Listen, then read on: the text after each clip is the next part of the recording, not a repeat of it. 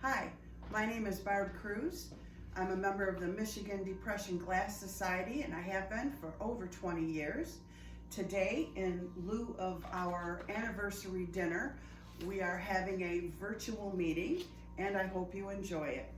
I am showing Fostoria Colony, and my purpose is to show what can you do with clear glass. 3 different place settings that I hope you enjoy. We usually start off our meetings by giving a short history of the company. Fostoria Glass Company was one of the largest and best known American glass houses in the 20s and 30s. They began in Fostoria, Ohio in 1887, but when the fuel supply ran short, they moved to Moundsville, West Virginia. By the 1920s, Fostoria ranked with the very best hand houses and were the top producers of elegant glass. In 1924, the company came on with its first colors. They were the first to introduce all glass dinnerware in color. All Fostoria patterns are collectible today, but these colorful patterns from the Depression era are special treasures. The first 5 colors introduced in 1924 were canary, green, amber, blue, and ebony. Later colors were orchid, azure, rose, wisteria, regal, blue, and more. By 1940, Fostoria passed Cambridge to become the largest producer of quality glassware for home use. Fostoria patterns in colors after 1928 included June, Trojan, Versailles, and Manor. Other popular patterns made by Fostoria were chintz, meadow rose, Navarre, Vesper, and many more. Fostoria made over 1,000 patterns, too many to list. One of the top patterns, started in 1915, was American. It was produced for over 75 years by Fostoria and continued after being bought by Lancaster Colony. It is the most successful pattern in the history of glassmaking. Fostoria closed in 1986. Other companies that bought their molds were Viking Glass Company and Indiana Glass Company. The pattern I am showing today is called Colony Line 2412. It was produced in the 1930s to 1983. It is a clear, heavy pressed glass with a swirl edge and a clear center. This pattern can be confusing to collectors, which I found out when I started doing research for this program. Although simple, the pattern is used by Fostoria for 4 different lines. The first was named Queen Anne, line 2412, and was introduced in 1926 and discontinued in 1929. Besides crystal, 2 ads of Queen Anne show the bowls in crystal with the bottoms in blue, green, and amber. In 1930, Fostoria reintroduced Queen Anne as Colony with the same line number 2412. But in the 1980s, Fostoria listed colored pieces of colonies as maypole in their catalogs.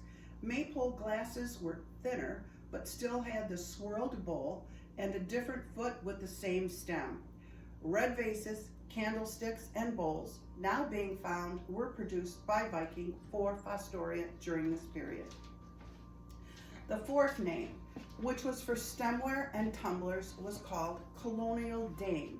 These glasses were made to go with the Colony pattern, and they are listed in the Colony books. They have a thin, plain bowl, as opposed to the overall heaviness of crystal and Colony, and a Colony pattern foot.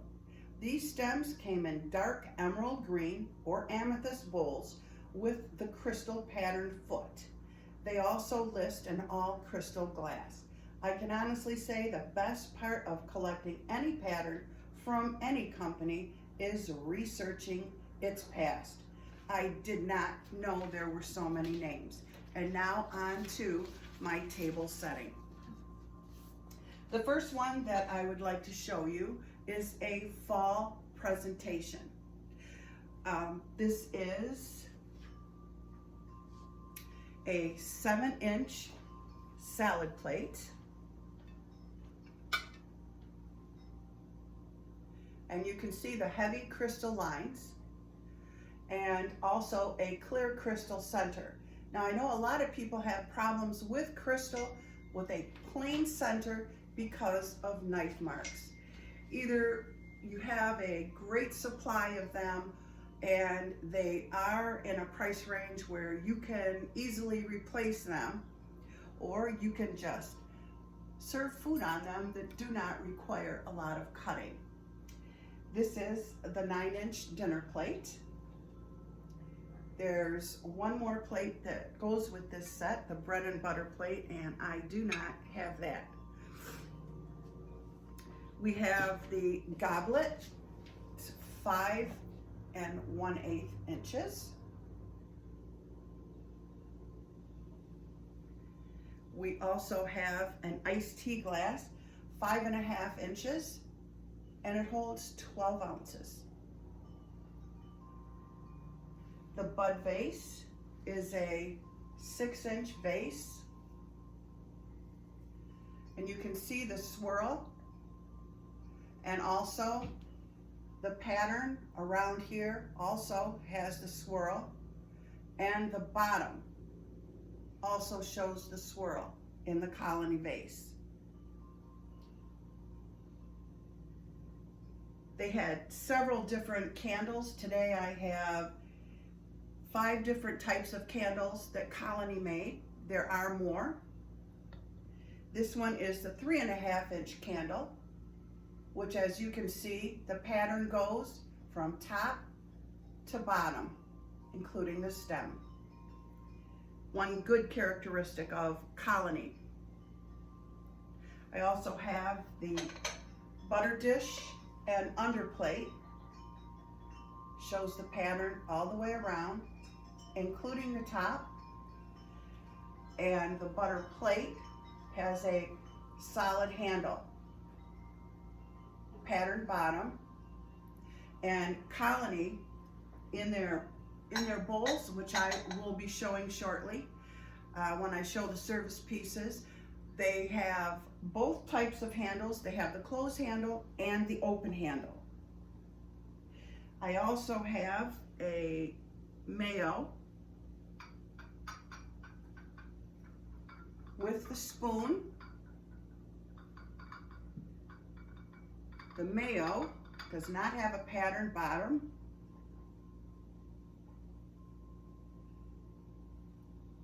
And the mayo plate.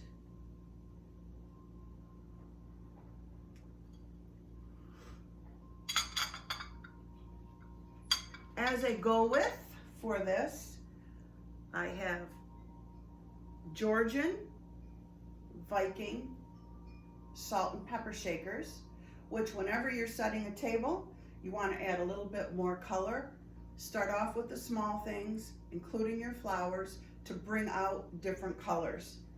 This setting looks completely different on other table settings, with this one featuring an orange tablecloth and a cloth that would go across the center, just to show you how crystal can go with many colors. Our next table setting is on a light violet placemat.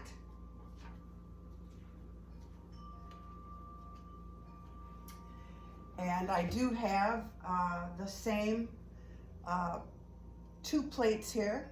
I do have the same goblet, but with this one I have a different vase. This is a large flared vase. It has the Colony rim going around it with the swirl also on the bottom. And this vase is 6 by 8. That's why it's so wide. I also have the double candle holder, which has your classic swirls going here, but no swirl in the center. And the bottom, of course, has the swirl. And the nicest thing about this glass is the heaviness. I also have a cup and saucer, one of my favorite saucers. I love everything that has a foot on it. And the footed saucers have a wide rim across the top. The center is also plain on the saucer. And the cup itself has the swirls on the bottom half only.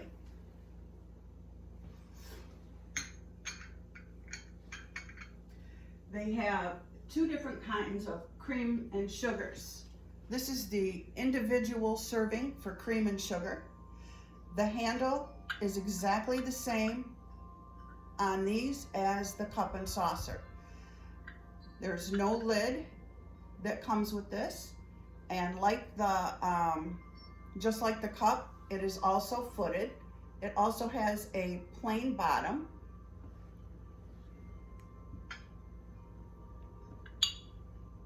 It's the creamer. And this is the individual 3.5 inch. And unlike the butter dish, which is completely straight, the tray that goes along with the individual cream and sugar has a pattern bottom and the swirl all the way around.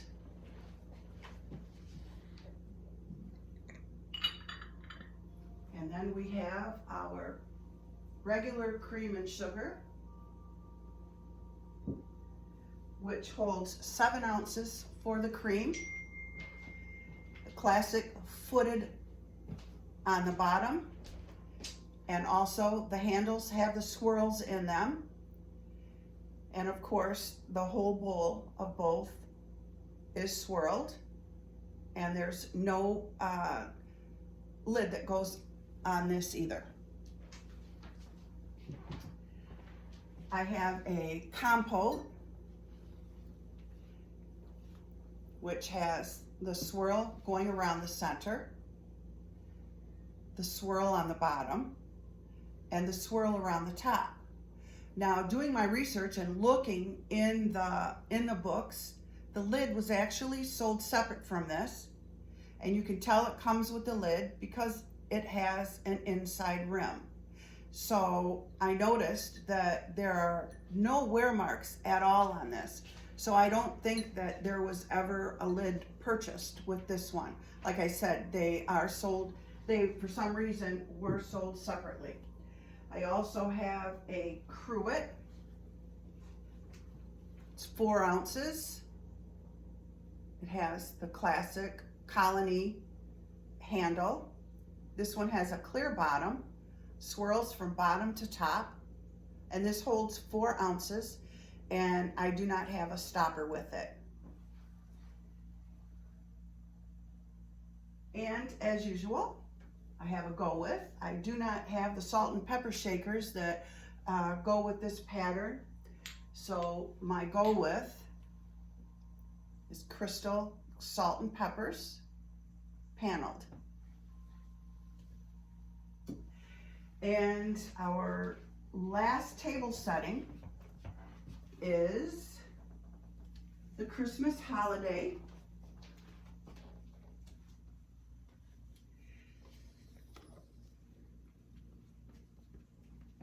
This one is my favorite. You can do so much with Christmas. I have the dinner plate, which of course, that's the 9-inch dinner plate.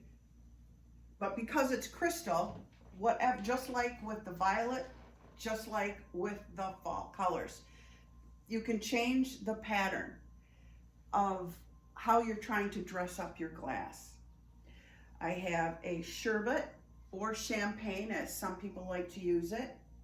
Now, unlike the other patterns, stemware, this one is different. It's plain. It has a rib that goes around here, and the bottom is also plain. But like the goblets, it does have the rim to go around the top and the swirl in the bowl.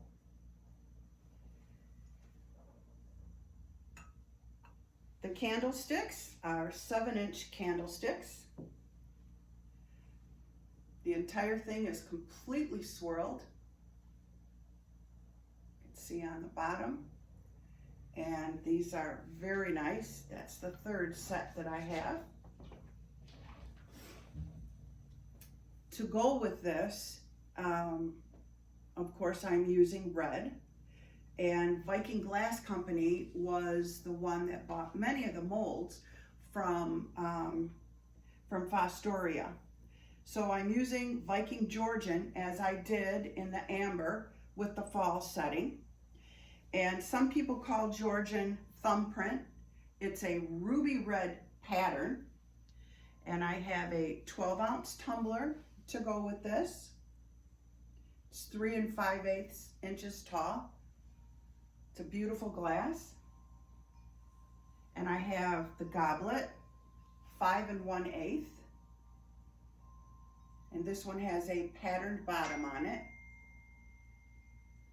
Now, if you'll notice on these, even though they're the same company, there is a difference in the red. This one is much lighter. This one is a much deeper red.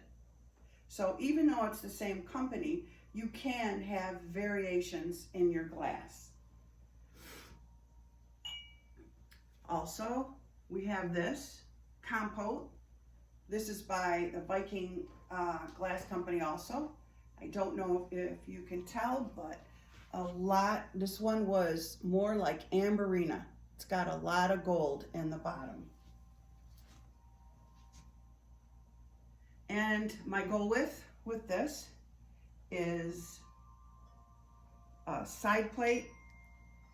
This is by an American-made company with a frosted center, and the pattern of this is poinsettia. So I thought that would go great with this. So you see we have 3 different patterns. We've got one that you can actually see right through.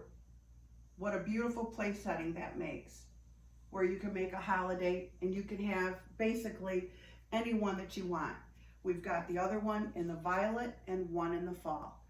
Now to the kitchen, and let's go through our table service pieces.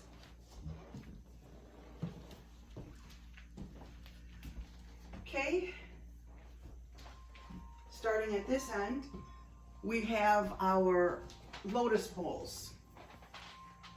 We have the small lotus bowl. Both of them are 2 1/2 inches deep. And I know a lot of people say, why would anybody want a lotus bowl? But you know, when I use these, I can put a salad in it. I can put hors d'oeuvres in it. And this one is a 13-inch lotus bowl. Very heavy.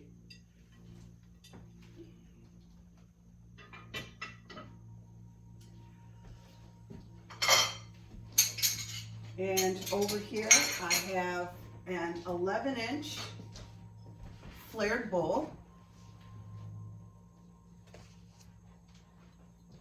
Very nice. And we have a berry bowl, a fruit bowl. They call it a fruit bowl. We call them berry bowls. This is a 10-inch bowl. I have a handled bowl.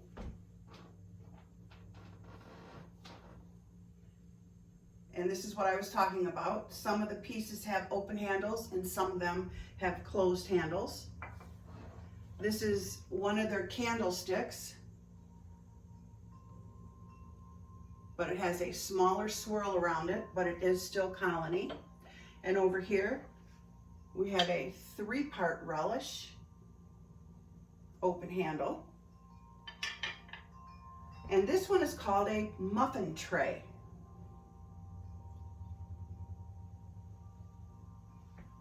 Now, if you take this small platter and flip the sides up, it's the exact same platter, only one has the sides pulled up. Have a small bonbon. No open handle on this one. And we have this candlestick. This is the 10-inch candlestick. It has 8 prisms on it and an attached bobèche. I only have one of these, but one of these days I will find another one. And right here we have a center-handled server with the handle. And this one goes on a cheese dish, but I do not have the cheese dish.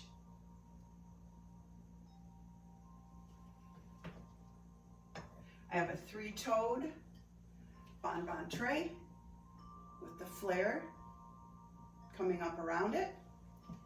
And last but not least is the largest tray that they have.